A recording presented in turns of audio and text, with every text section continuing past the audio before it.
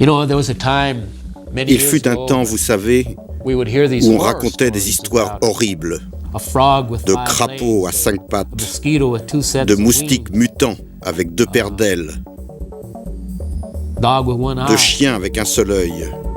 Ce temps est venu, et il ne s'agit pas d'animaux, mais d'humains. Ce que nous avons fait, c'est lâcher les radiations sur des régions habitées.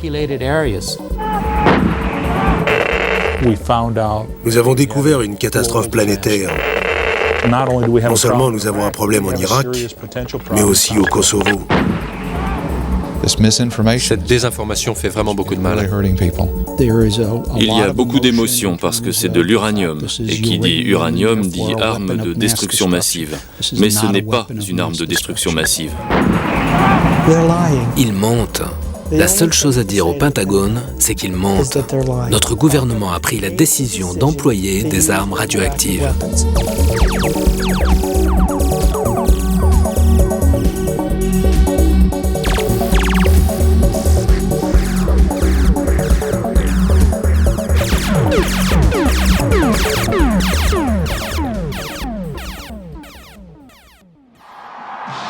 « 1991, l'Amérique se réjouit. Elle fête ses héros, les généraux Colin Powell et Norman Schwarzkopf, les vainqueurs de la guerre du Golfe, une guerre propre, clinique, dit-on, qui n'a pas causé plus d'une centaine de morts du côté américain. Un véritable triomphe. C'est aussi la première guerre où fut utilisée une nouvelle arme, l'uranium appauvri. L'impact immédiat dans le Golfe, c'est que c'est une des raisons qui a fait que cette guerre a été si courte. C'est un des éléments qui nous a permis de gagner cette guerre aussi vite.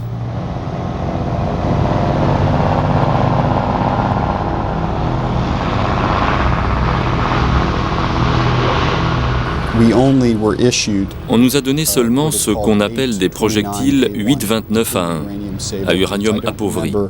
Je ne me souviens pas avoir reçu d'autres types de munitions. Je me souviens clairement qu'il faisait très mauvais et que la visibilité était faible à cause des incendies pétroliers et du brouillard qui recouvrait le champ de bataille.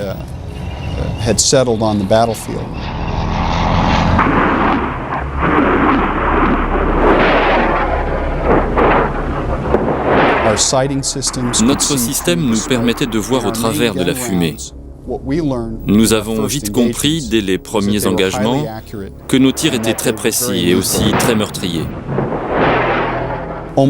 Presque toutes les cibles touchées par ces projectiles provoquaient une destruction mortelle, c'est-à-dire que le char était détruit sur le coup.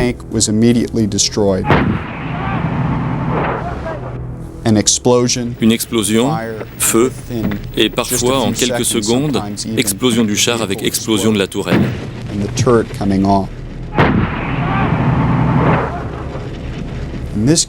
Du coup, nos équipes se sont senties pleinement en confiance.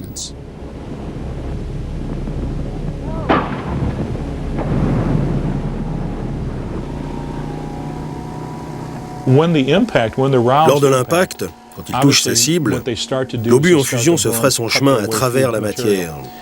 Ça provoque la dispersion de l'uranium.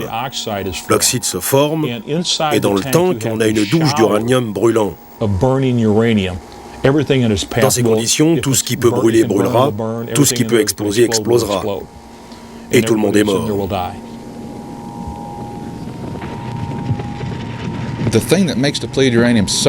Ce qui rend l'uranium appauvri si efficace, c'est le fait que non seulement il garde sa forme, mais en plus, si vous voyez une vraie photo, il devient encore plus pointu. Pour les pénétrateurs, les autres matières en compétition comme le tungstène s'écrasent. Les pénétrateurs en tungstène ne sont pas aussi efficaces. Et les différences, je crois, sont classifiées. En gros, c'est une différence qui permet d'atteindre une cible à 3000 mètres, alors qu'avec le tungstène, on n'ira pas plus loin que 2000 mètres. C'est donc un avantage tactique réel. Et 40 ans de recherche médicale sur l'uranium nous ont appris quels sont les effets de ce truc sur la santé et l'environnement. Donc on connaît les effets sur l'environnement, on connaît les effets sur la santé, et à mon avis, c'est un matériau sans danger. Et pourtant, Dès 1990, des militaires américains exprimaient avant la guerre du Golfe, dans un rapport, des immenses doutes quant à l'utilisation de l'uranium appauvri pour la santé des troupes et des civils. Chimiquement toxique, il est lié à l'apparition de cancers et cause des dommages aux reins.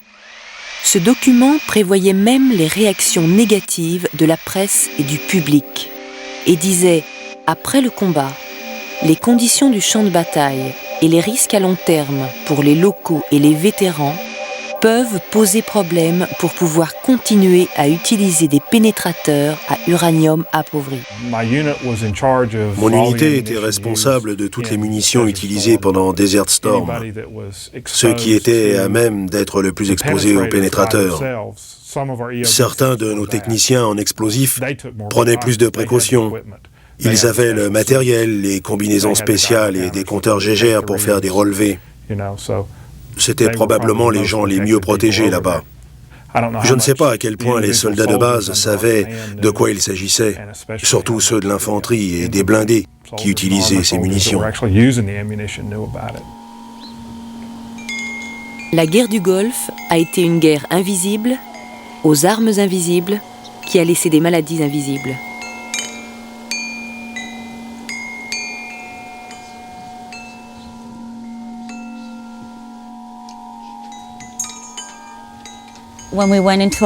Pendant la guerre, je conduisais un camion. Quand on est rentré en Irak en sortant du désert, il y avait des débris partout autour de nous, des chars, des chaussures, des vêtements militaires qui traînaient dans le sable.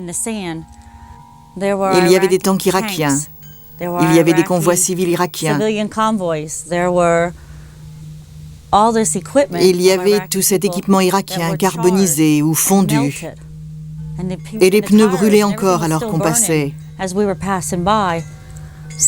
Quand on a dû s'arrêter, notre convoi s'est retrouvé là, coincé pendant 2 heures au milieu de tous ces véhicules en flammes. Alors je suis sortie prendre des photos parce que j'étais effarée de ce que je voyais.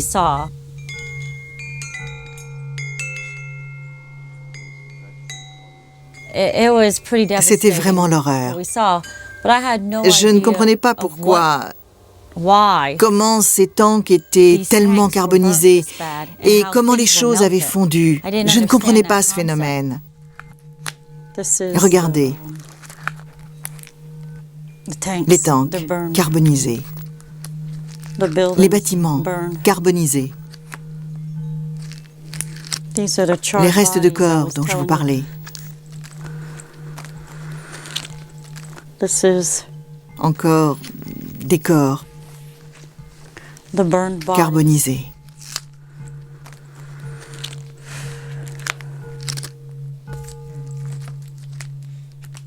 On a grimpé sur les tanks pour faire des photos souvenirs. Il y avait des restes de véhicules tout autour de nous. Tout ça brûlait encore quand on est passé au milieu des convois. Mais une fois en Irak, beaucoup d'entre nous sont tombés malades. On s'est reçu une pluie de poussière noire avec des particules qui se déposaient sur notre peau. On nous a dit de ne pas nous inquiéter. Et un matin, on s'est réveillé. Et tout le sable était entièrement recouvert avec une espèce de reflet argenté. On en a ramassé un peu. Toutes ces choses qu'on voyait sur le front, c'était nouveau pour nous. C'était inhabituel. Lui, c'est le général McCaffrey. Lui, c'est le sergent avec qui je conduisais, et là, c'est moi. Le général McCaffrey était venu nous faire un compte-rendu des combats, nous dire que tout s'était bien passé. Mais si vous regardez bien son uniforme, il porte là un équipement de protection, ce qu'on appelle une combinaison NBC. Après nous avoir briefés, il a dit en partant à notre commandant, « Faites-les mettre en combinaison NBC, c'est une zone contaminée. » Et donc, nous avons dû mettre nos combinaisons de protection en partant d'Irak. C'est pour ça que c'est si important. Il était protégé, mais pas nous. Beaucoup de ces soldats sont tombés malades. Nous gardions des dossiers sur les malades qui passaient dans notre secteur. On enregistrait tous les messages et les ordres qu'on recevait par notre système radio. Et j'ai trouvé très étrange, après le cessez-le-feu et avant de retourner au Koweït, où on a attendu pas mal de temps avant de rentrer chez nous, que nous ayons reçu l'ordre de détruire toutes nos archives, communications et messages radio pris quand on était en position avancée. Je me suis dit, c'est étrange, on est censé avoir gagné la guerre, pourquoi détruit-on ces archives ? Et depuis, ces archives manquent, comme les dossiers d'immunisation, disparus.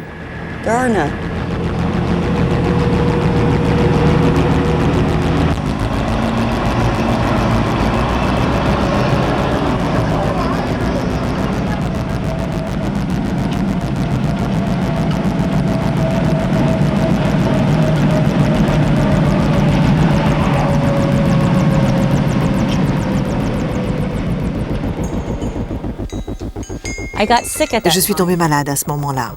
Je ne pouvais plus contrôler mes intestins ni ma vessie.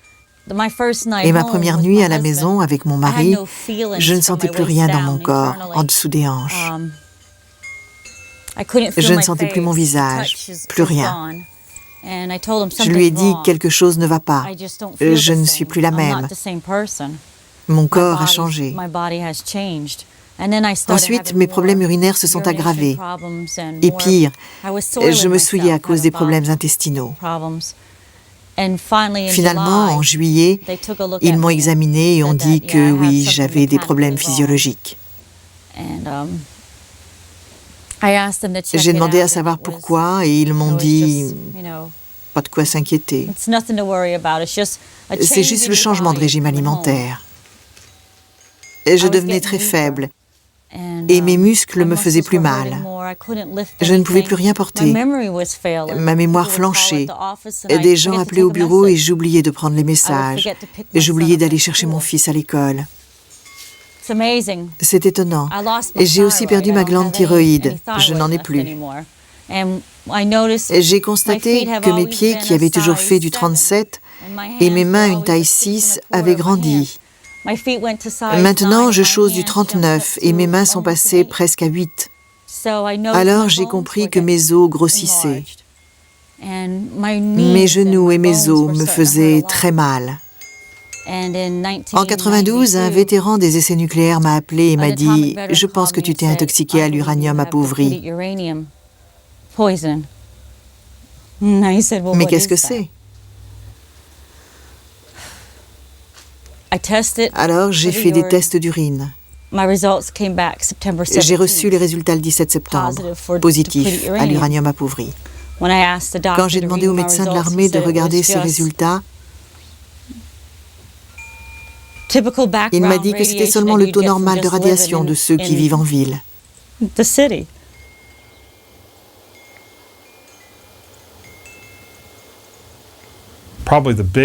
Dans mon unité, à ma connaissance, les principaux sujets de plainte sont les douleurs articulaires et la fatigue.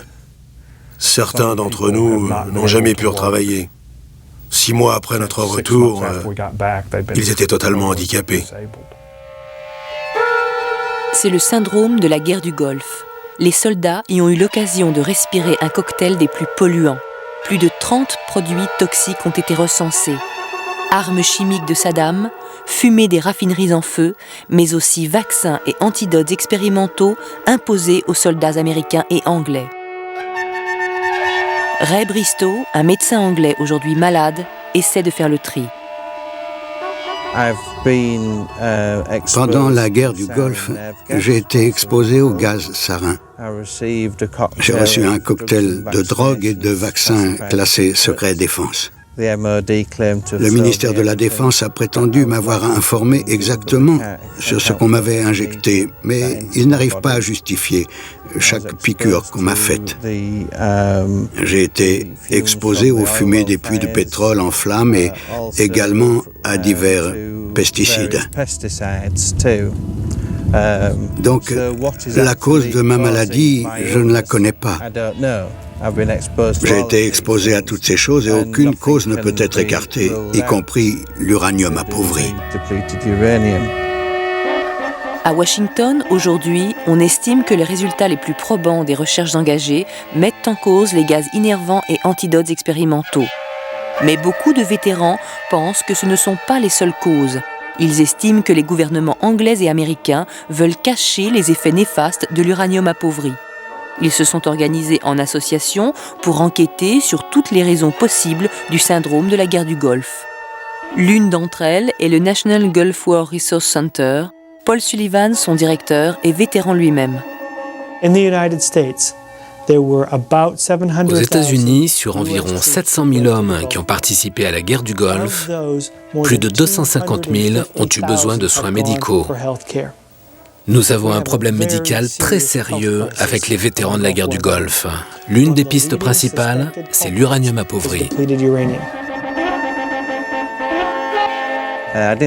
Je n'aurais jamais pensé une minute avoir été exposé à l'uranium appauvri pour la simple raison que je suis toujours resté dans un hôpital de campagne en Arabie Saoudite.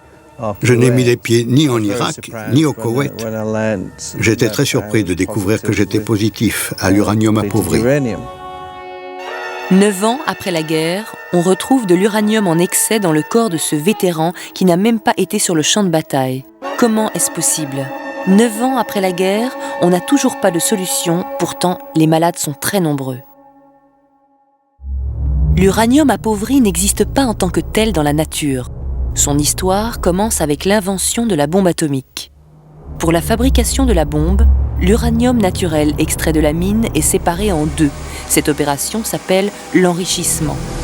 Une très petite partie, appelée uranium-235, part dans la fabrication de l'explosif. C'est l'uranium enrichi. Et l'autre partie, plus de 99%, devient inutile. C'est l'uranium appauvri, qui est lui beaucoup moins radioactif que l'uranium naturel. Des ingénieurs militaires se rendirent compte des avantages à utiliser les stocks de ce nouveau métal, le plus dense existant sur Terre, gratuit et facile à façonner, qui permettait de faire des obus super pénétrants. Comme il est très peu radioactif, on peut le manipuler comme n'importe quelle autre munition, sans danger particulier pour la santé du soldat. La guerre du Golfe fut l'occasion de tester massivement cette nouvelle arme utilisée par les tanks, mais aussi, entre autres, dans les mitrailleuses des avions A-10, dans les mitrailleuses Phalanx et dans les têtes de certains missiles. Selon les chiffres avoués du Pentagone, 940 000 obus à tête d'uranium appauvri ont été tirés dans le Golfe, soit près de 300 tonnes de ce métal.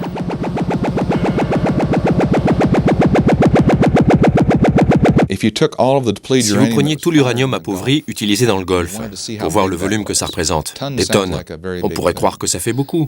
Mais en fait, ça représente à peine un cube de 3 mètres sur 3. Donc si on devait faire fondre tout cet uranium appauvri pour en faire un cube, ça rentrerait facilement dans cette pièce. Lorsqu'un de ces obus d'uranium est tiré, des milliers et des milliers de grammes d'une poussière radioactive très fine se répandent dans l'air. C'est très différent d'une exposition naturelle à l'uranium. C'est très différent de l'exposition subie dans les mines d'uranium, parce que c'est une poussière très fine qui reste dans l'air. Et le soldat ne sait pas que c'est de la poussière d'uranium. Et on le respire très facilement, puisque ce sont de toutes petites particules qui s'installent dans les poumons. C'est très très différent d'une exposition naturelle à l'uranium.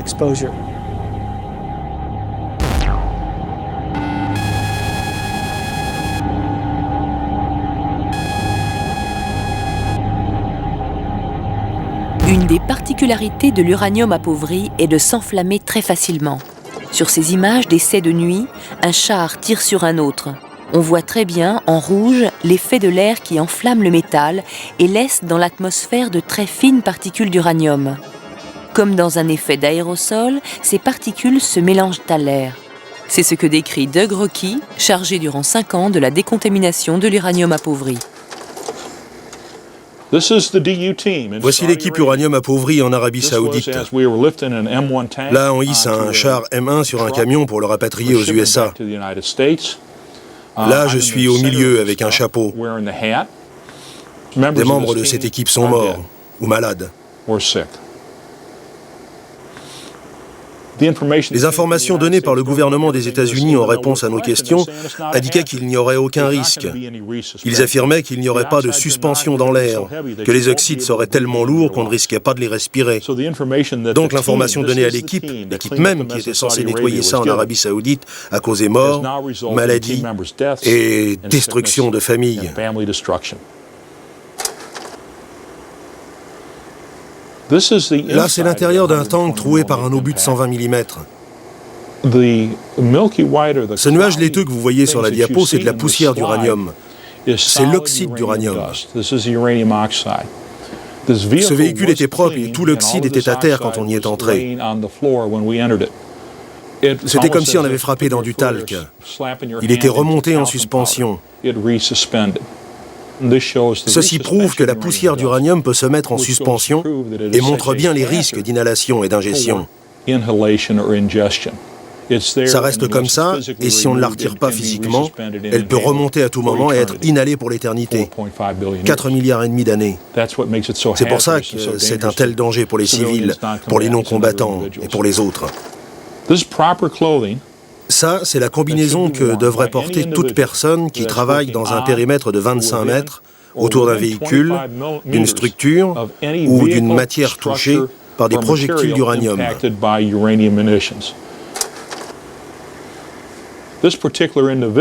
Cet homme sur la photo n'avait pas été prévenu qu'il devait protéger ses voies respiratoires et sa peau avant de grimper sur des tanks irakiens détruits par des munitions à uranium appauvri.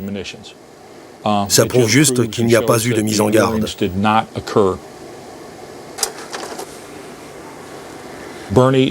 Aujourd'hui, Bernie lui aussi est malade. Ce gars-là sur le char a des problèmes respiratoires, des problèmes aux reins, des plaques, des troubles neurologiques, comme tous les autres. Encore un civil auquel le gouvernement des États-Unis a refusé les soins médicaux. Ce grand monsieur est décédé. Cancer.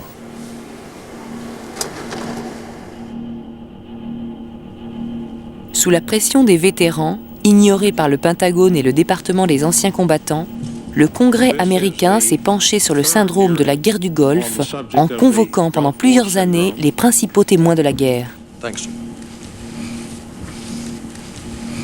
Ça fait 3 ans que j'assiste à ces auditions et je ne suis pas sûr que nous avons beaucoup plus d'informations que les 2 dernières années.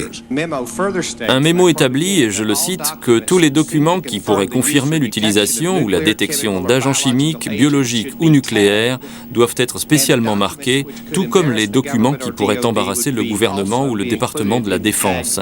Il semble clair qu'il y a eu filtrage ou manipulation de l'information. La personne qui a signé ce document ne fait plus partie du processus. Il y a 2300 pages de ces registres qui ne sont toujours pas accessibles et je pense que c'est une décision du département de la Défense. Démentez-vous. Nous mettrons chaque page à la disposition de la Commission à sa convenance. Mais vous ne l'avez pas fait. En 1993, le Congrès américain a voté une loi ordonnant à l'armée d'étudier les problèmes d'inhalation d'uranium appauvri. Et un seul colonel de l'armée américaine, le colonel Eric Daxon, et son chef, le sous-secrétaire d'État Bernard Rosker, ont violé la loi. Ils n'ont pas conduit de recherche sur l'inhalation de déchets toxiques et radioactifs. Et voilà où en sont les vétérans du Golfe. 9 ans après la guerre, il n'y a toujours pas de recherche sur cette inhalation de poisons radioactifs.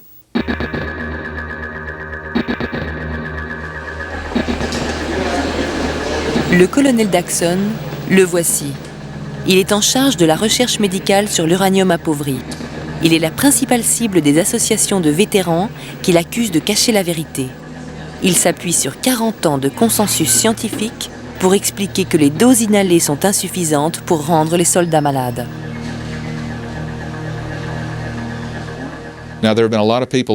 Beaucoup de gens disent que l'uranium appauvri se déplace sur de grandes distances. Eh bien, c'est vrai. Mais la quantité qui se déplace sur ces grandes distances est infime.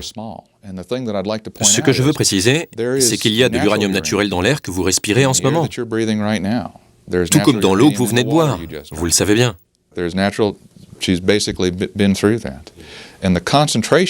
Aussi, la concentration est tellement faible sur d'aussi larges étendues qu'il devient très difficile de faire la distinction entre l'uranium appauvri et l'uranium naturel. Et le corps humain élimine tout cela avec une grande efficacité. Seul un très petit pourcentage de ce que vous inhalez rentre dans le corps. Mais l'essentiel de tout ça, c'est que vous avez 300 tonnes réparties sur des zones immenses. Donc les concentrations dans le sol sont très très faibles. Et cette concentration est si faible que vous ne pouvez pas l'inhaler. Vous êtes déjà allé à la plage ? Il y a assez de sable sur une plage pour tuer tous les gens qui s'y trouvent. Mais il est impossible de tout inhaler. On comprend mieux avec cette image. Quelle est la dose qui empoisonne ? C'est sur ce point que les camps sont divisés. Pour les militaires, les quantités respirables sont sans danger pour l'organisme. Et pourtant, sur ces vidéos développées pour le Pentagone dès 1995 par le capitaine Doug Rockey, les dangers de la contamination par inhalation et la radioactivité à l'intérieur du corps étaient soulignés. Depleted uranium dust or smoke may be inhaled if respiratory protection is not worn. It may also be picked up and ingested if gloves are not worn, and the dust is not washed off before eating, drinking, or using the latrine. Depending on how much depleted uranium is inhaled, swallowed, or gets under the skin, heavy metal poisoning may occur, which can cause damage to internal organs and tissues. The second concern, radioactivity. Health effects of ionizing radiation depend on whether it is alpha, beta, or gamma, and if the radioactive material is inside or outside the body. Non, cette vidéo n'a jamais vraiment été utilisée. C'est dérangeant. Sans doute certains l'ont vue, mais pas tous. C'est clair qu'elle n'a pas été diffusée comme elle aurait dû l'être. Je pense que c'est évident parce que nous avons toujours du matériel contaminé à l'uranium partout, en Irak et au Koweït. Et maintenant on en a au Kosovo et ailleurs. Tout le monde savait que j'étais malade, que j'avais un problème au rein, des problèmes respiratoires, alors que j'étais le directeur du projet qui essayait de nettoyer ce désastre. En septembre 1996, alors que j'étais au Pentagone pour expliquer les bonnes procédures pour lancer des stages de sensibilisation à l'uranium appauvri, pour présenter les vidéos que j'avais la responsabilité d'écrire, réaliser, produire et diffuser. En septembre 1996, on me dit « Hey Doug, t'es positif à l'uranium appauvri. » Comme ça, directement. Ok, il y a quelqu'un pour m'aider ? Personne. C'est incroyable. Voilà ce qu'ils ont fait aux physiciens et aux directeurs du projet Uranium appauvri, à celui qui savait, celui qui soulevait les problèmes. Alors on se demande ce qu'il ferait pour le soldat de base, ce qu'il ferait pour une femme ou un enfant.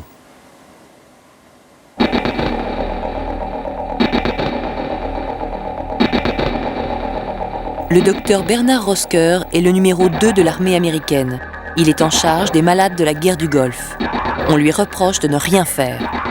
Pour lui, il n'y a aucun problème lié à l'uranium appauvri. Je sais que l'uranium appauvri suscite beaucoup d'inquiétudes. Et je vous dirais, fiez-vous à la science. Nous sommes concernés par la santé de nos soldats. Nous avons fait les tests nécessaires avant la guerre du Golfe. Nous avons pris les réclamations très au sérieux. Voilà pourquoi nous avons rassemblé des échantillons de sol et voilà pourquoi nous avons mis en place un contrôle médical pour les troupes exposées. Cette science nous dit qu'il n'y a pas de problème. Nous continuons donc les contrôles au cas où des problèmes se déclarent. Il y a des gens qui sont malades. Ça, c'est prouvé. Et une des choses que nous devons faire, c'est se concentrer sur ce qui pourrait donner à ces gens le plus de chances de guérir. Aujourd'hui, les probabilités pour que l'uranium appauvri soit mis en cause sont infimes, sauf pour ceux qui ont des éclats dans le corps. Et pour eux, à mon avis, on a fait du très très bon travail. Donc, sur les quelques 200 000 vétérans malades, 33 sont sous surveillance médicale liée à l'uranium appauvri, ceux qui ont des éclats dans le corps. Nous sommes allés voir l'un d'eux. Jerry Witt a été blessé accidentellement par un tir américain. Mais c'est son père, chercheur, qui a découvert 1 an plus tard qu'il avait été atteint par de l'uranium appauvri. Ça, c'est des bouts qu'on a trouvés dans mon pactage. Il y a aussi quelques morceaux là-dedans qu'on m'a retirés du corps. C'est toujours radioactif, même après toutes ces années.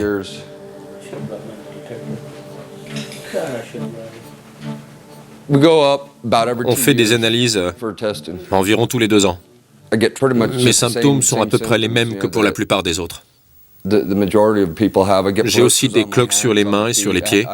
J'ai un fils de 3 ans qui est né après la guerre. Lui aussi, il a des cloques sur les mains et sur les pieds.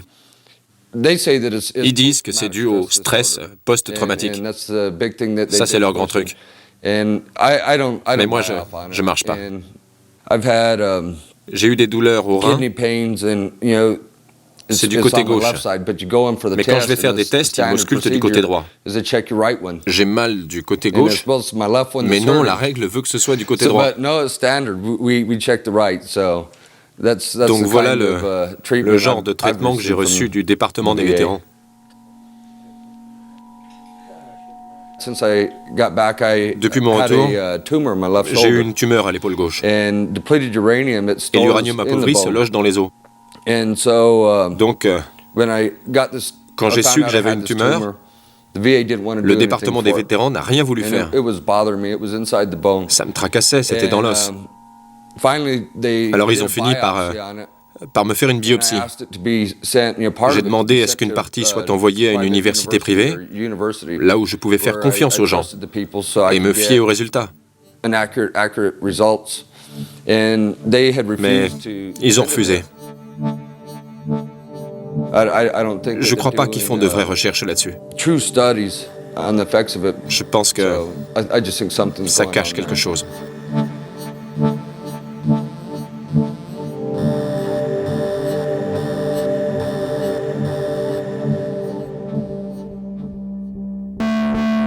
Il n'y a pas que les vétérans qui se plaignent. Des médecins racontent aujourd'hui les pressions qu'on leur a fait subir pour taire la vérité. Le professeur Durakovic, spécialiste en médecine nucléaire, colonel expert de l'armée, était le premier à découvrir la présence d'uranium appauvri dans les urines d'un groupe de vétérans dès 1991. Très vite, après avoir examiné ces patients, j'ai reçu des lettres, des coups de fil et des convocations me demandant de cesser mon enquête. Lorsque j'ai rappelé aux autorités que j'étais mandaté par le gouvernement des États-Unis pour m'occuper des vétérans malades, on m'a répondu que mes recherches ne seraient plus financées et que dans mon propre intérêt et dans l'intérêt de ma carrière, je ferais mieux d'interrompre immédiatement mes travaux.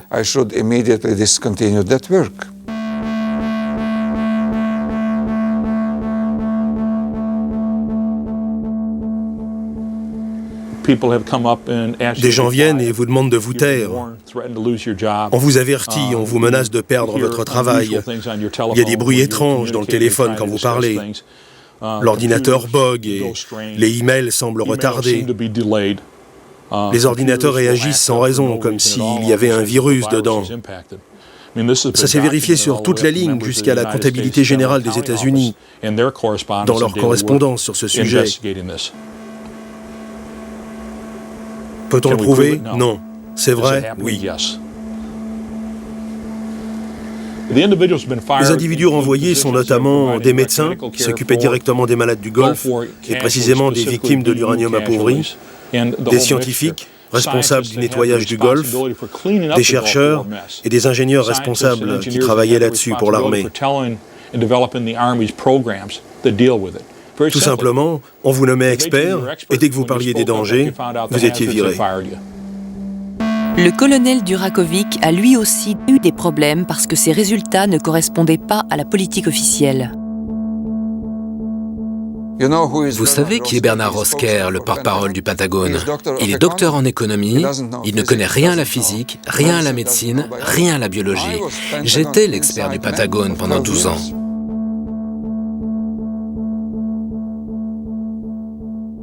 Les faits sont les faits. Je ne peux pas fabriquer des preuves négatives juste pour plaire aux gens. Ils nous ont mis au défi de la science. Nous avons relevé le défi, nous suivons la science est disponible, c'est publié. Vous avez des scientifiques, donnez-leur les éléments. Prenez l'histoire d'un point de vue scientifique, pas d'un point de vue émotionnel. Mais quand on lit ce rapport du service du colonel Daxon, on trouve des résultats pour le moins étonnants. Cette étude sur les animaux nous apprend que l'uranium appauvri se place dans les os, le cerveau, les reins et les testicules et qu'il provoque des cancers et des mutations génétiques. On sait scientifiquement que l'uranium appauvri et les autres isotopes d'uranium, il y en a 16, peuvent engendrer des modifications somatiques et génétiques dans l'organisme humain et animal. Ces modifications somatiques ont été démontrées au niveau de la cellule, au niveau des micromolécules d'ADN et d'ARN, au niveau des tissus, au niveau des organes, au niveau de l'animal entier.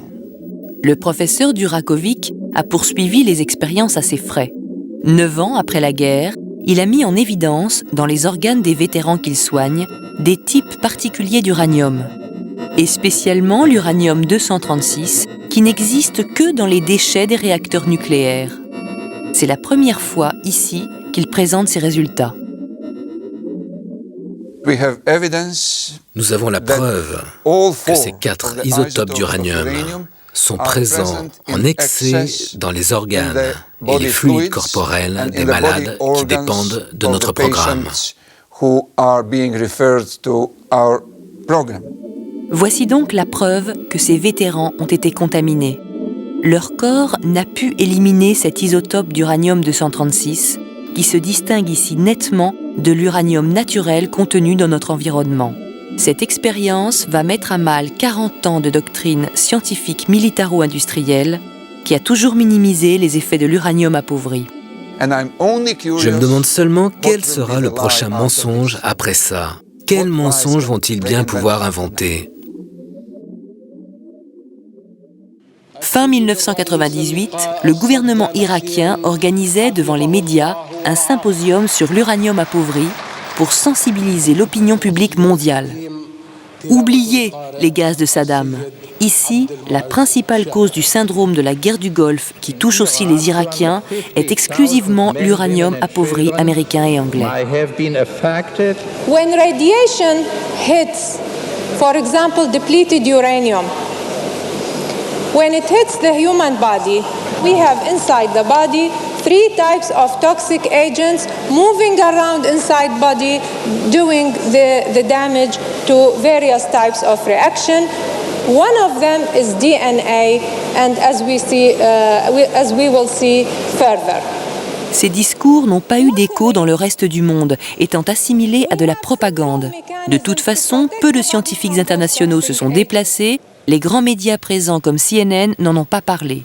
Parmi les vétérans américains, seule Carole Picou s'y est rendue. Mon but était de savoir ce qui arrivait aux enfants irakiens, aux civils et aux soldats là-bas pour rapporter ces informations aux États-Unis. Ils n'avaient pas pris la pyrostigmine, ils n'avaient pas reçu les vaccins contre l'anthrax et ils n'avaient pas eu de botulénium, mais ils avaient été exposés à l'uranium appauvri. Lui, c'était un colonel de blindés pendant la guerre. Il a perdu sa thyroïde, j'ai perdu ma thyroïde. Il a des problèmes musculaires, j'ai des problèmes musculaires. Il a des problèmes neurologiques, j'ai des problèmes neurologiques. C'est la première personne que j'ai rencontrée qui était dans le même cas que moi. Et là, on est ensemble. Le colonel, il a un cancer. Son frère a un cancer lui aussi. Ils ont tous une forme de leucémie ou de cancer. Ils étaient comme nous. Ils n'étaient pas différents de mes camarades ou de moi. Et ils sont tous malades ou mourants. L'histoire, c'est de savoir quand nos corps meurent lentement. Le tout, c'est de savoir le temps qui nous reste. I have developed masses on my arms where I can't rotate my hands anymore. I have to catheterize myself. Au début, je me sentais mal à l'aise. Mais après un jour, 4 généraux irakiens m'ont ramené dans la zone de combat où j'avais été.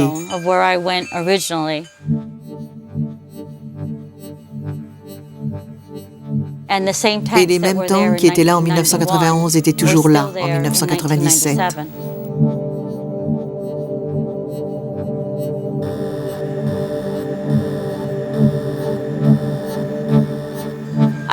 Je suis remontée sur ces tanks et j'avais un compteur Geiger.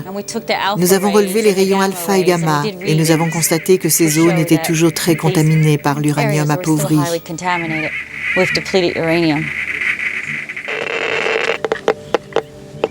The tower is contaminated. The reading is 125 count per second.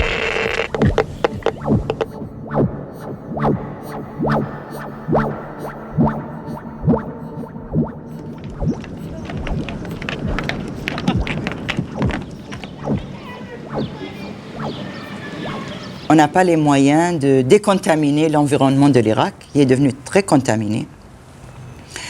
L'air, l'eau, la terre même est contaminée par des matières radioactives. Près d'1,2 million de civils irakiens sont morts depuis la guerre à cause de 9 ans d'embargo imposés par les États-Unis et la Grande-Bretagne. Et surtout des enfants de moins de 5 ans qui perdent leur défense immunitaire à cause du manque de nourriture et de médicaments. La situation est tellement catastrophique qu'il est difficile aujourd'hui de faire une enquête épidémiologique précise pour trouver les causes des maladies et isoler l'uranium appauvri.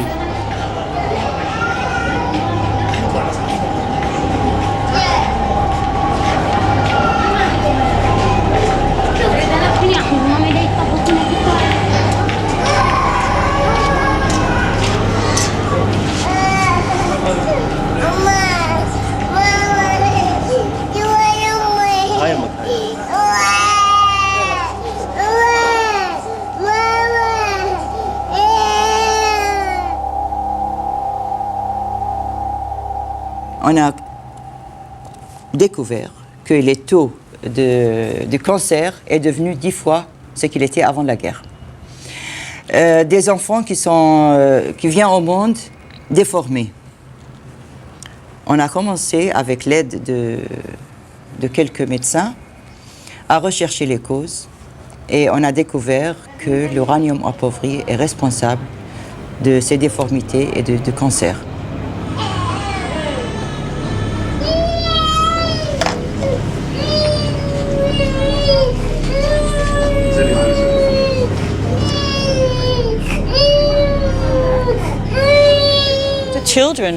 Des enfants mourant du cancer, des cancers des os, des tumeurs au cerveau, sans aucun soin.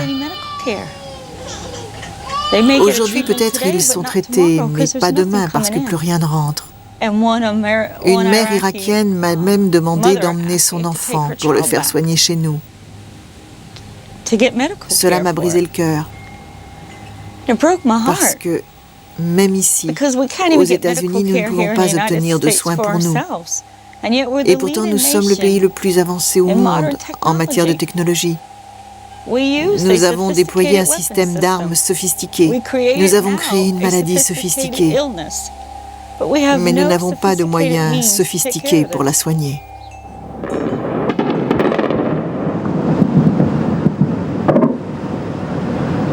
Quatre jours après le symposium de 1998 sur l'uranium appauvri, Bagdad était à nouveau bombardé. Le père Benjamin, qui travaille au Vatican, était présent. En décembre 1998, j'étais à Bagdad et on a filmé les bombardements depuis le Rashid Hotel.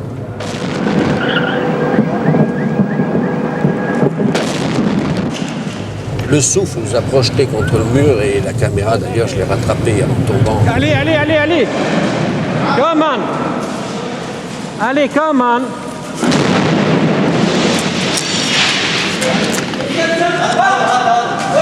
Where's Ali?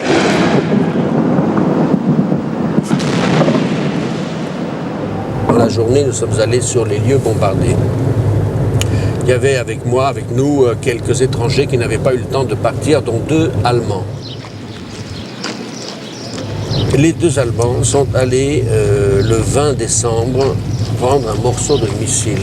Ils ont fait faire des analyses en Allemagne et il s'est avéré que le projectile, le petit morceau de missile était radioactif. Donc ça n'a, non seulement les armes à l'uranium ont été expérimentées pendant la guerre du Golfe, mais depuis 9 ans, dans les bombardements ont été utilisés ce type de missiles.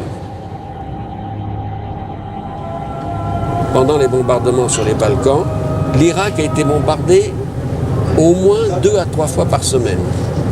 Il y a eu plus de 300 morts en Irak, on n'en a pas dit un mot.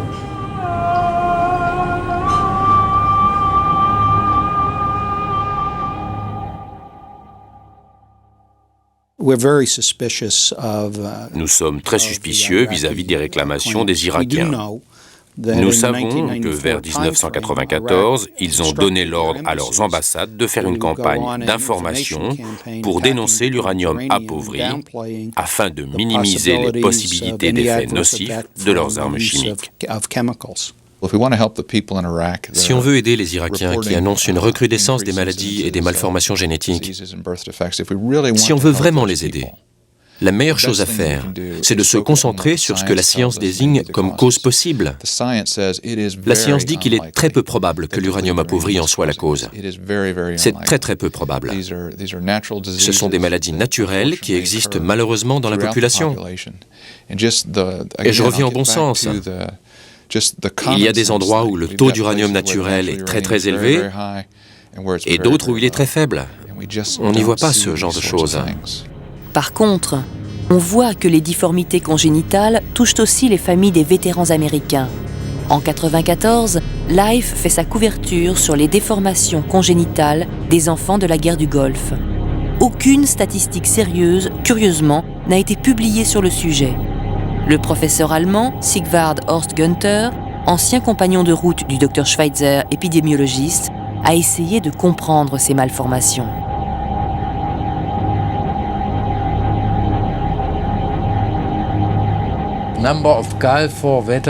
Nombre de familles de vétérans de la guerre du Golfe voient naître des enfants sans yeux, sans bras ou sans pieds. Ils ont des problèmes sanguins et aussi des problèmes respiratoires. Si on compare, vous voyez, cet enfant irakien n'a pas de bras, seulement les mains. Et ses jambes sont handicapées. Cet enfant, lui, est américain. Il n'a que les mains, comme l'autre, mais pas de jambes du tout. Tout comme celui-là. Même cas de figure. Ces enfants sont très intelligents, mais, vous savez, cela coûte très cher aux parents de leur donner une éducation. Il existe, aux USA, une loi qui interdit aux vétérans de porter plainte contre l'État pour les blessures reçues au combat. Cette loi a été étendue à leurs familles depuis la guerre du Golfe. Les soldats encore dans l'armée ne veulent plus parler aux médias. Pourquoi ? S'ils protestent, qui fournira la couverture médicale pour leurs enfants ? La plupart des militaires qui ont des enfants déformés comme ça doivent rester dans l'armée pour pouvoir bénéficier de soins médicaux pour leurs enfants. S'ils continuent à protester contre ceux qui les nourrissent, ils n'auront plus leurs allocations. C'est dur. Dès que tu commences à te plaindre, à faire du bruit, tu perds tes droits. Donc, si le père d'un enfant difforme quitte l'armée, quel travail va-t-il trouver qui puisse assurer les soins médicaux de son enfant? L'enfant était malade avant, personne n'acceptera de l'assurer.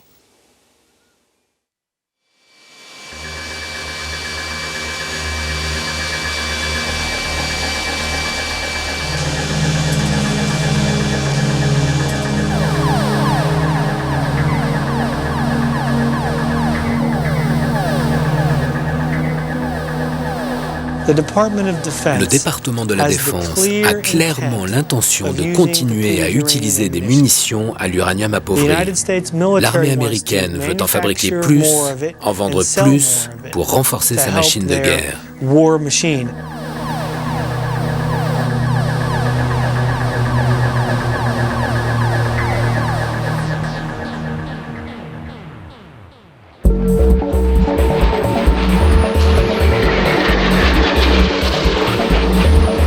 Il n'y a pas que les Américains qui vendent ce type de munitions. Tout le complexe militaro-industriel s'y est mis.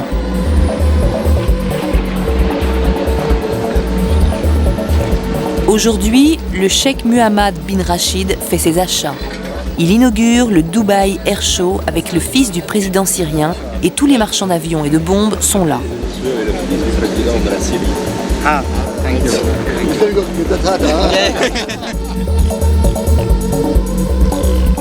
On sait qu'il y a dans ce salon beaucoup de bombes et munitions qui utilisent entre autres alliages de l'uranium appauvri. Mais quand on pose des questions sur le contenu des bombes, beaucoup ne veulent pas parler. Oh, je ne connais pas ça. L'uranium appauvri? I'm not qualified to talk about that. Je ne connais pas. C'est pas nucléaire quand même, ça se saurait. I can't comment on that. Yeah, sorry. Ici, les archives de la guerre du Golfe et du Kosovo servent à faire la promotion des nouvelles armes qui ont fait leur preuve au combat.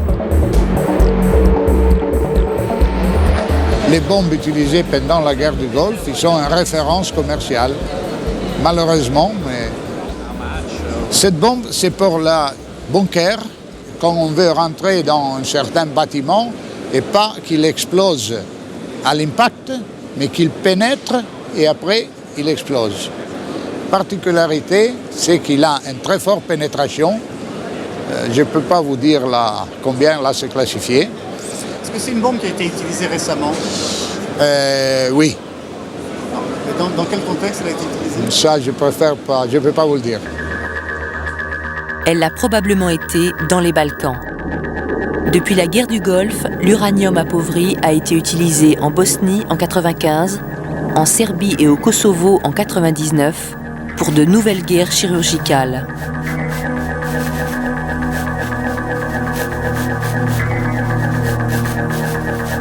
Le principal agent de l'uranium au Kosovo, le voici.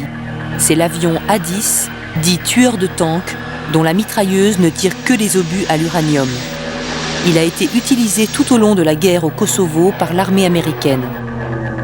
La petite fumée que vous voyez est le signe que cet avion est en train de tirer à la vitesse de 3800 obus à uranium à la minute.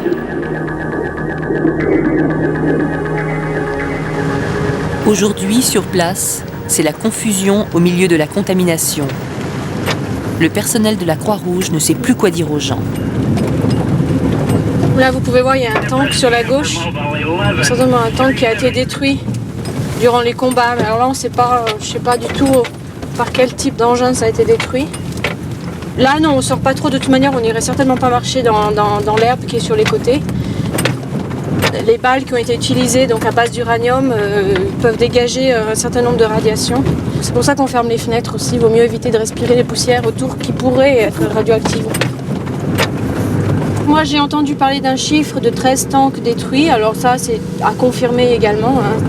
Quand on aura cette information, si on peut l'avoir, ce sera intéressant pour nous pour délivrer ce message à la population, sachant que la population est très inquiète et est déjà au courant que ce type d'arme a été utilisé.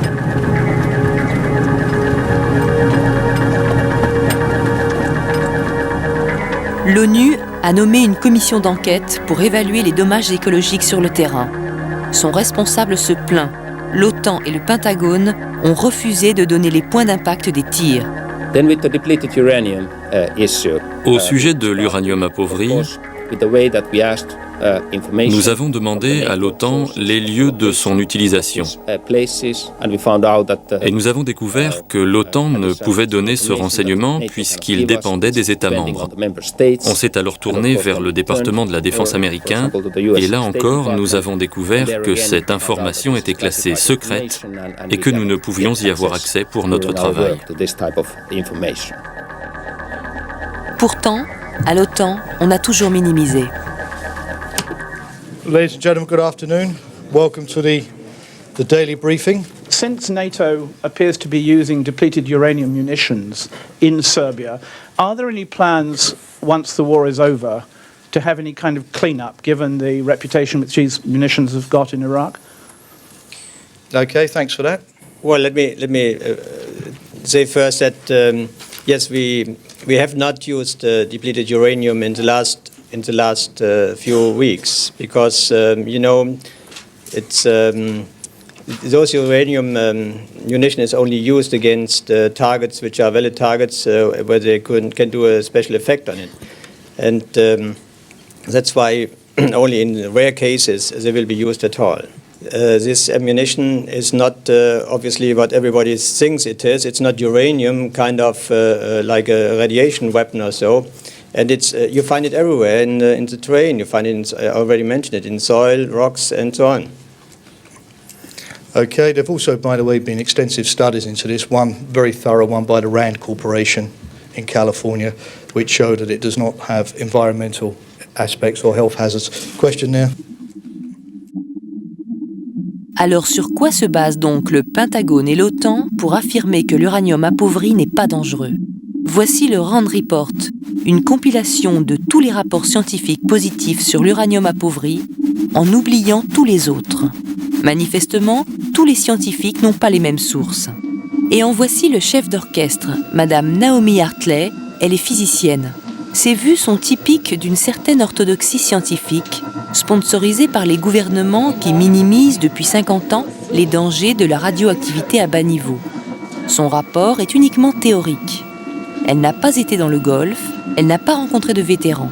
Ses conclusions sont pour le moins étonnantes. Vous savez, on a le temps de s'étouffer 100 fois avant d'avaler une dose sérieuse d'uranium. Si vous preniez une balle, un projectile déjà tiré, et qu'il restait un morceau de douille, cette douille elle-même n'aurait pas un taux de radioactivité significatif. Mais ce qui pourrait être significatif, ce serait si une partie du pénétrateur en uranium éclatait et que vous en trouviez un morceau. On n'en a jamais trouvé. Je sais que les militaires en ont cherché. Des balles comme celle-ci, pourtant, on en retrouve des milliers en Irak, entre autres des balles d'avion A-10.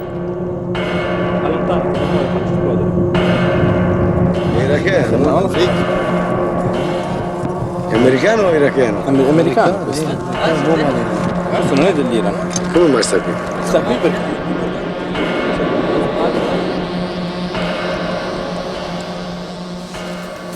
Vous voyez, ce sont les balles que j'ai trouvées. Elles ont la forme d'un cigare.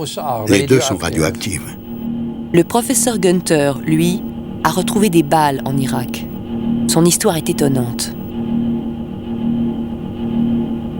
Au mois de mars et mai 1991, j'ai trouvé des balles inhabituelles sur le champ de bataille et aussi des douilles. Elles étaient peu ordinaires. Ayant été officier dans l'armée allemande, j'ai trouvé ça suspect, mais sans idée précise. En mars 1992, à Bassora, j'ai vu des enfants jouer avec des balles comme celle-ci, et on m'a dit que l'un des enfants était mort d'une leucémie après avoir joué avec. Cet enfant jouait avec des balles. On voit des ulcérations sur le crâne, pas de douleur, mais ça s'étend de plus en plus. Ça, c'était nouveau et je me suis inquiété, car c'était une maladie nouvelle. Elle est seulement liée au dysfonctionnement du foie et des reins. Voilà un autre enfant. Même chose. Ils ne ressentent pas de douleur, mais ils en meurent.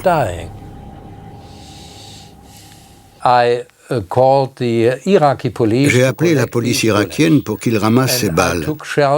J'ai emporté quelques douilles et une balle en Allemagne afin de les faire analyser. En juillet 1992, j'ai fait des tests à l'université Humbert, à l'université technique de Berlin et plus tard à la Free University. Ils étaient tous sous le choc et disaient « Cette balle est fortement toxique et radioactive. Où l'avez-vous trouvée ?» Quand je suis arrivé le lundi suivant, j'ai vu en face de moi une foule de policiers qui m'attendaient. Ils avaient l'intention de m'arrêter pour détention de substances radioactives. Plus tard, une voiture est arrivée. Les policiers sont descendus en combinaison, gants et chaussures de protection. Ils avaient un coffre spécial pour emporter la balle. En Allemagne, le professeur Günther s'est retrouvé en prison 2 mois, puis condamné à une amende. Et la balle fut saisie par la police. Hélas, car aujourd'hui, on aimerait bien connaître l'analyse précise du métal, car sa radioactivité certifiée par la police allemande et les universités est tout à fait anormale. La balle faisait 11 microsieverts par heure. En Allemagne, on autorise jusqu'à 300 microsieverts par an. En faisant les calculs, avec ça, on se prend la dose annuelle en une seule journée. Et les enfants jouaient avec 12 balles. 11 microsieverts par heure, c'est très radioactif pour de l'uranium appauvri pur.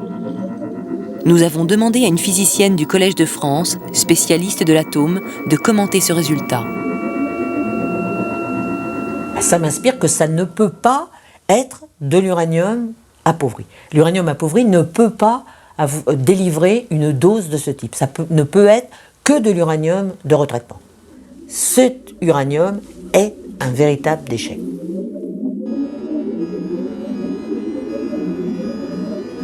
Nous avons voulu présenter à Monique Senet les résultats récents du professeur Durakovic, qui trouve des traces en excès dans les corps de vétérans d'unités différentes.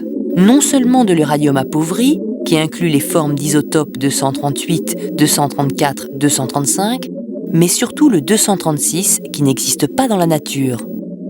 Ces 4 isotopes de l'uranium réunis font qu'on ne peut le trouver que dans un uranium de retraitement. Parce que c'est dans le réacteur, sous l'effet du bombardement neutronique, que ces corps ont pu exister.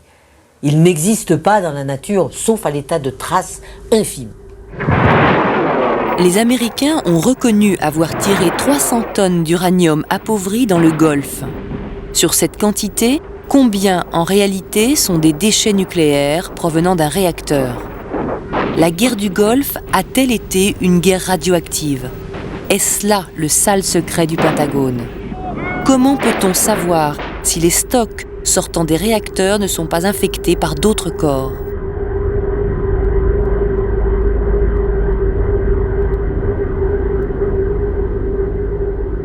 Les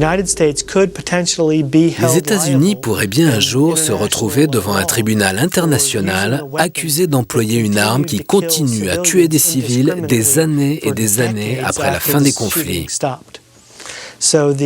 Donc je ne pense pas que l'armée ait bien mesuré les conséquences de l'utilisation de cette arme toxique et radioactive. Ils ont peut-être pensé à l'époque, c'est une super arme qui va anéantir les tanks ennemis. Mais avec une durée de vie de 4,5 milliards d'années, les effets à long terme des déchets radioactifs dans des zones habitées pourraient bien devenir un cauchemar pour l'armée américaine.